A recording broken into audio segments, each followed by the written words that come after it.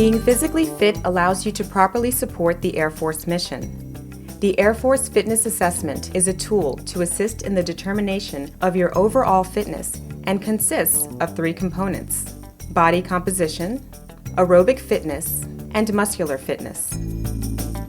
The fitness assessment takes place in the Fitness Assessment Cell, or FAC. Where a FAC is not available, unit commanders may designate an alternate location.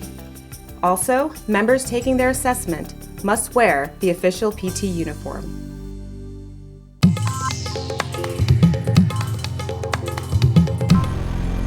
Body composition will be the first component assessed and is composed of height, weight, and abdominal circumference measurements. Height and weight measurements are obtained to satisfy DoD requirements. However, they are not factored into the composite score because, unlike the abdominal circumference measurement, they do not indicate where body fat is stored.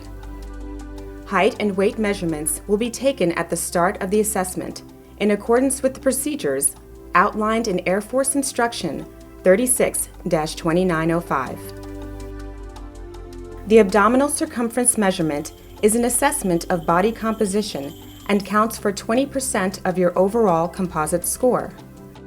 Height, weight, body mass index, and percent body fat provide body composition information, but they do not determine body fat distribution or regional body fat. Visceral fat, or fat stored in the internal abdominal region, is highly related to several health problems such as diabetes and cardiovascular disease. After computerized axial tomography, unrealistic for measuring the total force, abdominal circumference is the best simple measure of this high-risk abdominal fat and related health risks. You will stand on a flat surface with your feet no more than shoulder width apart. Your head should be horizontal, looking directly forward, your chin parallel with the floor. The assessor will start the measurement on your right side. The assessor will locate the measurement landmark immediately above your right uppermost hip bone at the side of your body, vertically in line with your right armpit, the mid-axillary line. If desired, you may assist the assessor in locating the measurement landmark by resting your right hand on your hip with your right thumb pointing to the rear immediately above your uppermost hip bone, the superior border of your iliac crest. The assessor will determine the final horizontal-vertical intersection point for landmark confirmation. You will adjust your shirt out of the way of the measurement. You will remain stationary while the assessor conducts the measurement by initially moving around you to place the tape in a horizontal plane around your abdomen. You may use one hand to initially assist the assessor in anchoring the tape measure to your body, but you must remove your hand from the tape before the official measurement is recorded. You may use your free hand to hold your shirt out of the way, but you may not extend your hands or arms above the shoulders. The assessor will take the measurement on your bare skin. He will ensure the tape is parallel to the floor at the level of the landmark. The bottom edge of the tape just contacts the landmark. The assessor ensures the tape is snug, but does not compress the skin. The assessor will take the measurement at the end of your normal exhalation. The measurement will be taken and recorded 3 times, rounding down to the nearest half inch. If there is more than 1 inch difference between the measurements, a 4th measurement will be taken. Then, the sum of the 3 closest measurements is divided by 3 and rounded down to the nearest half inch. This value will be recorded as your abdominal circumference measurement. Assessors conducting this measurement should be the same gender as the member. When an assessor of the same gender is not available, an observer of the same gender must be present. For you assessors out there, here are some improper techniques to avoid. Don't pull the tape too tight or allow it to be too loose, as this will render an incorrect measurement. If the tape is not parallel, you'll get an incorrect measurement. And if the tape is placed too high above the landmark, the superior border of the iliac crest at the mid-axillary line, or too low, you will also get an incorrect measurement.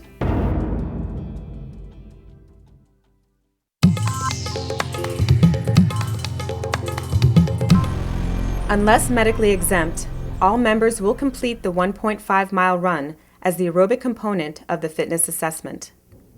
The 1.5-mile run is used to measure cardiorespiratory fitness. You may warm up prior to beginning the run.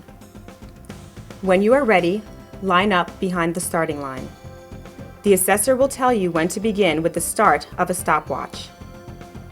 You may have someone pace you while you run, but there may be no physical assistance and you are required to stay on the course. Violating these requirements will result in termination of the test. Your completion time will be recorded when you cross the finish line.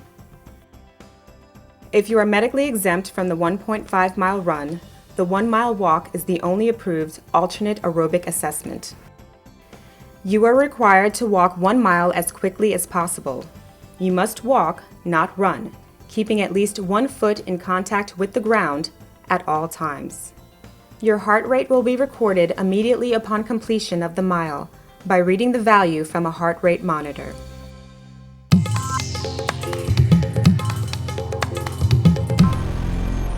The muscular fitness component consists of a 1-minute timed push-up and a 1-minute timed sit-up. Let's take a look at the push-up. Place your palms or fists on the floor, hands slightly wider than shoulder width apart, with your elbows fully extended. Your feet may be no more than 12 inches apart and should not be supported, braced, or crossed. Your body should maintain this rigid head-to-heel form. This is the up position. Begin by lowering your body to the ground until your upper arms are at least parallel to the floor, elbows bent at least 90 degrees. Your chest may touch, but not rest on or bounce off the floor. The push-up is completed by returning to the start position with your elbows fully extended, but not locked, as this could cause injury. This is 1 repetition. Resting can only be done in the up position. You may remove your hands or feet from the floor or bridge or bow your back, but only in this up rest position. If you rest in the down position, the test will be terminated. 1, 2, the correct number 3, of push-ups will be 4, counted out loud. 5, Incorrect push-ups will not be counted 7, and you will be told what you are doing wrong. not low enough, sir. 8, not low enough, sir. 8, And the number of the last 9, correct push-up will be 10, repeated. 11, 12. Here are some incorrect procedures to avoid. Allowing your back to arch during the push-up. Not going down until your upper arms are parallel with the floor. Not fully extending your elbows when completing the repetition. Failing to maintain the rigid head-to-heel form. The sit-up is the other component of the muscular fitness assessment, and like the push-up, you will have 1 minute to complete as many correct sit-ups as possible. Begin by laying face up on the floor or mat. Your feet may extend off the mat, but your buttocks, shoulders, and head must not extend beyond the mat. Bend your knees at 90 degrees, with your feet or heels in contact with the floor at all times.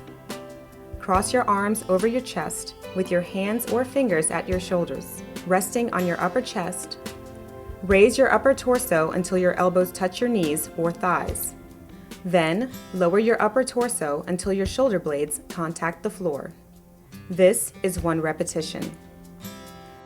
Your elbows must touch your knees or thighs at the top of the sit-up, and your shoulder blades must contact the floor or mat at the bottom of the sit-up, keeping any part of your hands or fingers in contact with your shoulders or upper chest at all times.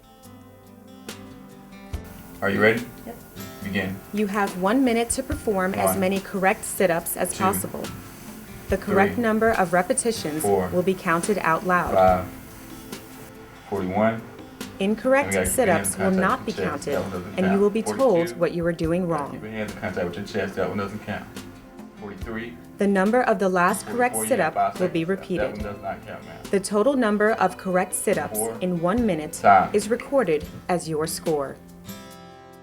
You may request the assessor to hold your feet with his hands or by putting his knees on your feet, but he may not anchor you by holding your calves.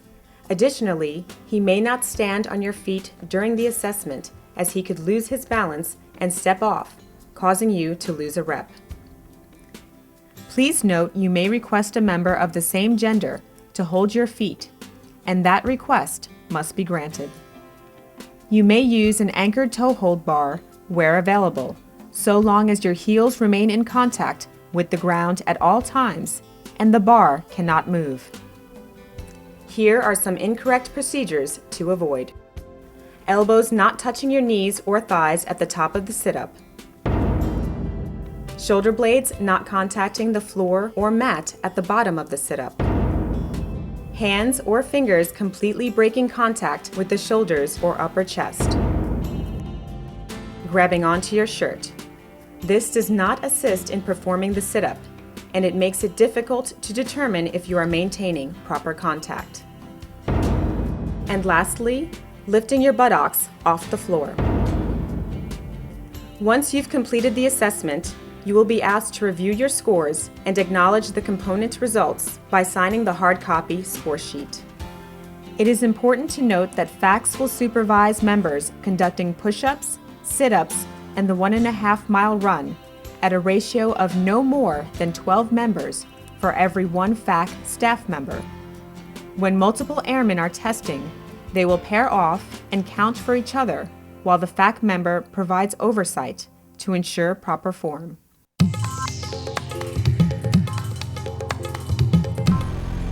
As stated earlier, performing exercises with proper form is extremely important for preventing injury. Also, gradual increases in exercise frequency and intensity are equally important. Over or underexertion will not produce desired results. The Air Force Fitness Program aims to promote a year-long fitness culture.